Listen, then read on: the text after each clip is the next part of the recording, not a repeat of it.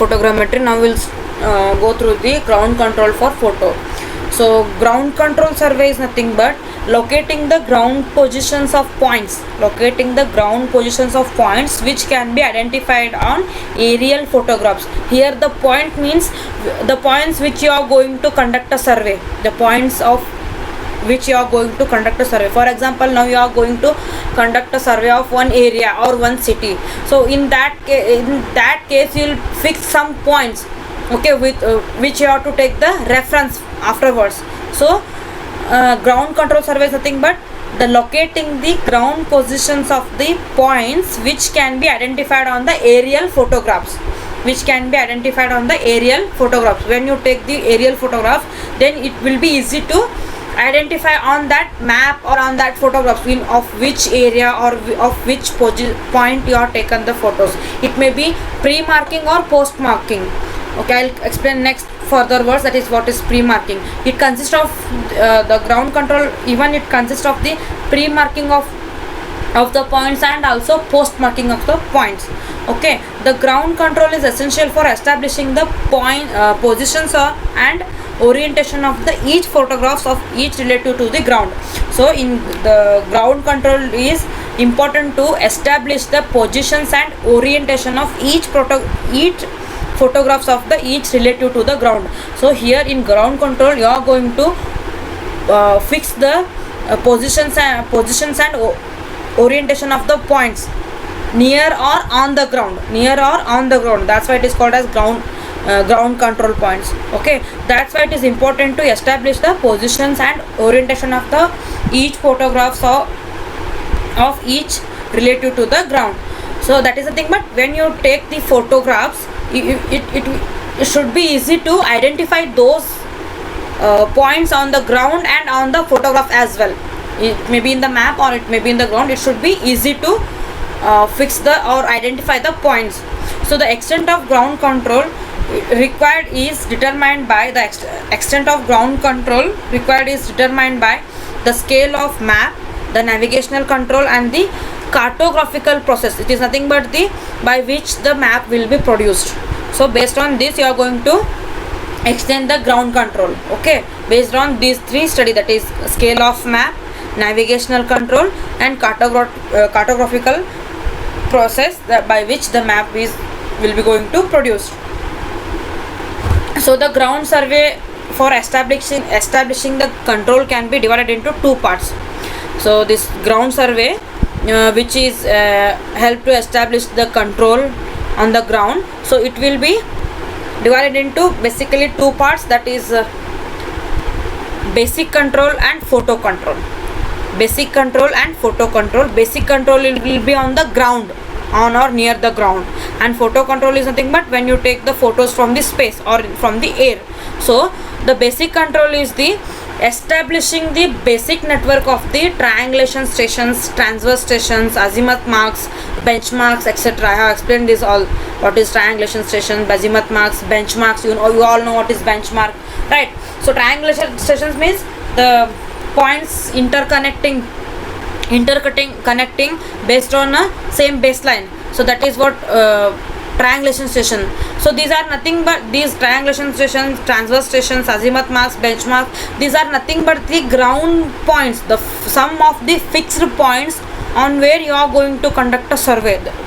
These are those sum of the fixed points on the ground with the reference to those points you are going to conduct a survey, right? So the basic control is nothing but establishing the basic network of those points. So by that, when you take the photos, it will be easy to identify the points on the maps. Okay, so next, the photo control consists of the establishing the horizontal positions or elevations of the images of the identified points on the photographs with respect to the control, basic control. So as I have told, when you take the photograph from the aerial view or from the space, so you have to identify those points in maps or in photographs and also in the ground as well. So the photo control is nothing but the photo control is the establishing the horizontal positions and elevations of the images, horizontal positions and elevations of the images of the identified points on the photographs with respect to basic control. That is the thing. But when you take the photographs, you will be having the images, correct? So it will be easy to identify the positions and elevations of the images. Okay, consider if one area you are in one area you have established 4 to 5 points. Okay, so it will be those 4 to 5 points are already marked in the ground, so by that you know the distance and elevations of those 5 points by ground survey. So when you take the photo from the aerial photogrammetry, so it will be easy to identify those points, and it will be easy to measure the horizontal positions and elevation of those 5 points in photo as well, in the map as well, with respect to the basic control, because in basic control you already created a basic network between those points. Okay, so that is what basic control and photo control. So once again I'll repeat, the photo control consists of the establishing the horizontal positions or elevations of the images. When you take the images, when you take the photographs, so it will be easy, it should be easy to find out the positions and elevations of the images taken, okay, with respect to basic control. So next is the photo control can be established by two methods. This photo control can be established, that is can be done by two methods. That is nothing, those are post marking method and pre marking method. So as I have explained in just now, there will be two methods in photo control by which you can identify the points. That is nothing but post marking method and pre marking method. In post marking method, the photo control points are selected after the aerial photogrammetry. In post marking method, the photo control points are selected after the aerial photogrammetry. The distinct advantage of this method is in positive identification and favorable location of points. The advantage of this method is in positive identification and favorable location of the points, because what you are doing, first you will take the photos with okay, then after that you are going to fix the points on the ground, or you are going to identify on those images or the selected points on the ground. So that's why it will be help to take the positive identification and favorable location of the points. In pre-marking method, what will do, pre-marking method, the photo control points are selected on the ground first and then included in the photographs.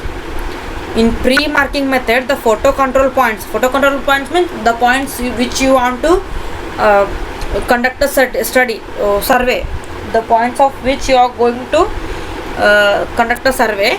So in the pre-marking method, the photo control points are selected on the ground first and then those are included in the photographs. The marked points on the ground can be identified on the subsequent photographs. Okay, the marked points on the ground can be identified on the subsequent photograph. So the selected photo control point should be sharp and cleared in the plan. That's why here what you'll do, first you will fix the points on the ground and then you are going to take a photo from aerial photogrammetry and then you are going to mark the points, identify the points. So it will be difficult.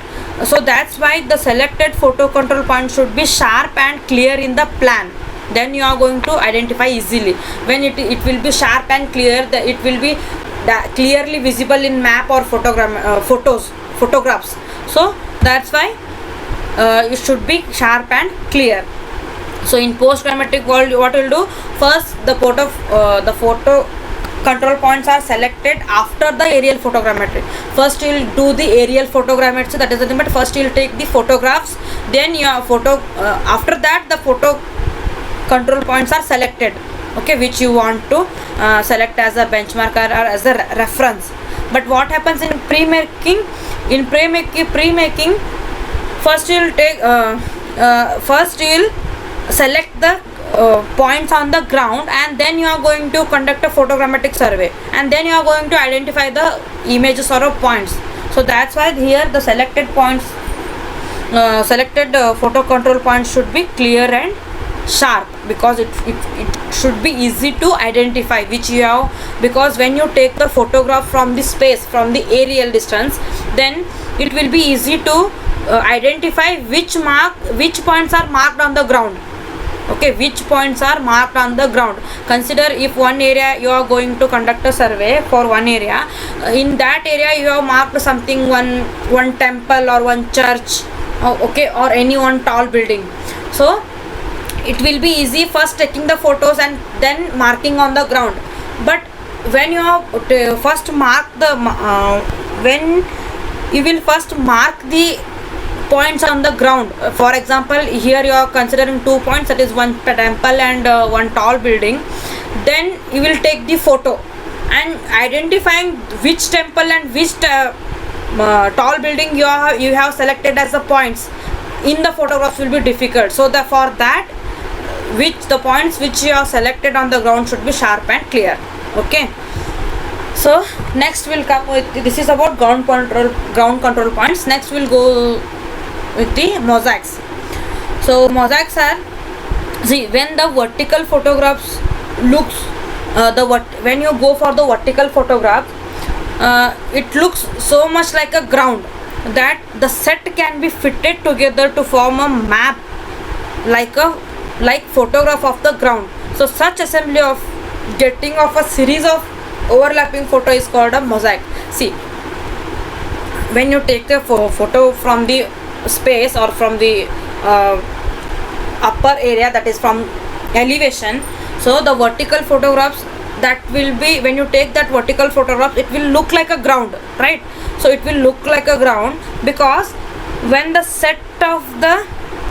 all the set of photographs fitted together to form a map like a photograph of the ground, so that assembly is called as getting of a series of overlapping photos is called as mosaic.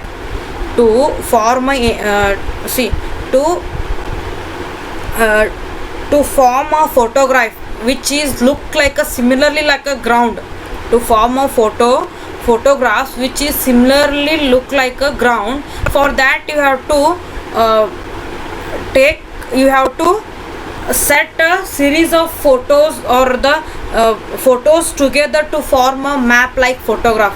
So that assembly, the getting a series of overlapping photographs to create a map like a ground, that is called as mosaic. The assembly of a getting series of overlapping photographs is called as mosaic. To create a map which just look like a ground, for that you need to go for creating the assembly of a number of series of photos. So that is called as mosaic. Okay, the mosaic is an overall average scale comparable to the scale of planimetry map. The mosaic is an overall average scale comparable to the scale of planimetric map. A controlled mosaic is obtained when the photographs are carefully assembled so that horizontal control points agree with their previously plotted positions. So the mosaic should be the control mosaic should be obtained when the photographs are carefully assembled. As I have told, what is mosaic? When you assemble all the photographs to create a map which is look like a ground. Okay, so when you are going to assemble the photographs, it should be in a controlled manner. It should be assembled carefully so that horizontal control points agree with their previous plotted positions. Okay, that is, see, once you have plotted one area, you have done a survey of one area. Okay, next day you are continued to do the survey of the continued area of that only previous area. So when you conduct the area, the previous plotted points and the currently plotted points should get correctly. So that is what the controlled mosaic. So the a mosaic which is assembled without regard to any plotted control is called as uncontrolled mosaic. The mosaic which is assembled without regard to any plotted control is called as uncontrolled mosaic. That is nothing but a mosaic which you have assembled to create one map, one photograph. That is when you have assembled that map without regard to any plotted control, that is without regard to any plotted control, that is called as uncontrolled mosaic. Means you are not referring the plotted points on the ground, you are just going on assembling only based on the views, so that is called as uncontrolled map. But the photographs are laid in such a sequence as to allow the photo number, for flight number of each photographs is appear on the finished assembly. Okay, this assembly is called as index mosaic. So to create a index mosaic, you need to lay the each photograph with sequence, that is in sequence, with the photo number, with the flight number. Okay, then you are going to get a good photograph, or the one correct photograph of, or one correct map of the ground, when you will follow the each photo number or each flight number. Okay, so that assembly or that mosaic is called as index mosaic, because in index mosaic you will follow the sequence, you will follow the sequence, that is after one after another you will go on taking the pictures. So you will follow the photo number, you will follow the flight number. So with following those sequence, you are going to create one mosaic or one map. So that is what called as index mosaic. Okay, so any index mosaic is a form of uncontrolled mosaic, because in uncontrolled you will just take the photos without any reference of the plotted control points. Okay, so with the help of those uncontrolled mosaic, you are going to create a index mosaic, that is with respect to the sequence of those photos. So that's why any index mosaic is a form of a uncontrolled mosaic. So a mosaic which is assembled on the single strip of a photograph is called as strip mosaic. So a mosaic which is assembled on the single strip of photograph. So a mosaic which is assembled on the single strip of, means when the single strip of photograph is taken, and based on those strip of photographs only you are going to create one mosaic, you are going to assemble one mosaic, and that mosaic is called as strip mosaic. Okay, this is about mosaics and ground control points. Thank you.